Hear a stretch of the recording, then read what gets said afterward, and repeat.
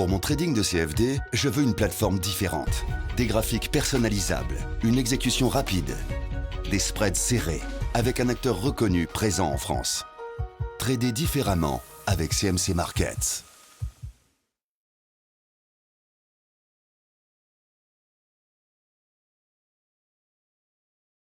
Du CAC 40 pour le 3 juin.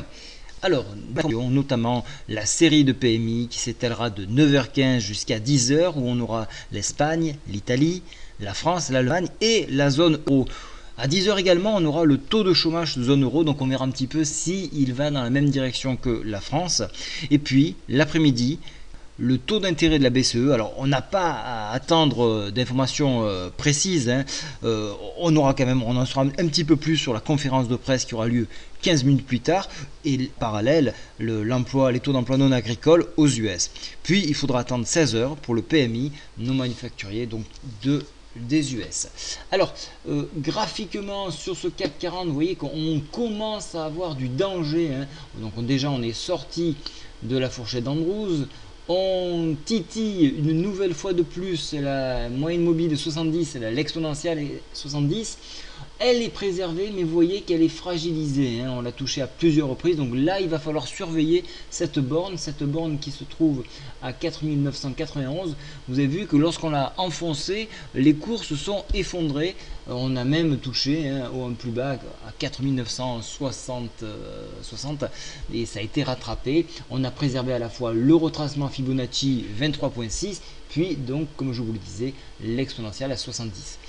Donc, il n'y a pas grand chose à retenir si ce n'est, encore une fois de plus, les informations évoluent en fonction des nouvelles qui nous arrivent des négociations entre la zone euro et donc la Grèce. Donc c'est le facteur principal qui fera que le cours va monter ou va descendre. Néanmoins, comme je vous ai dit, il y aura des points étapes sur les rendez-vous énoncés en début de cette vidéo.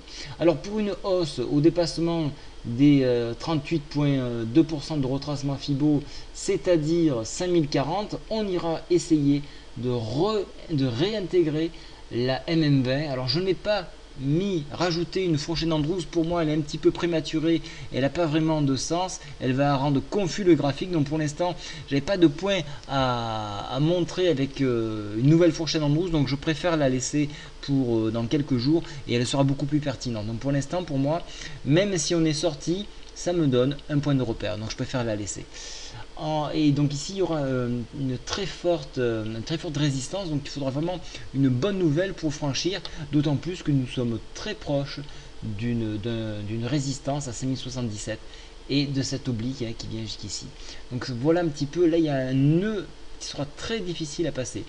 Alors vous voyez que les bulles ont bien attaqué quand même, On a eu une poussée haussière sur ces niveaux, mais c'est plus pour défendre des zones et sur des rumeurs que réellement de la technique. Donc par contre, si on venait enfoncer les 4980, on pourrait venir chercher à s'appuyer sur le bas de la Bollinger à 4915.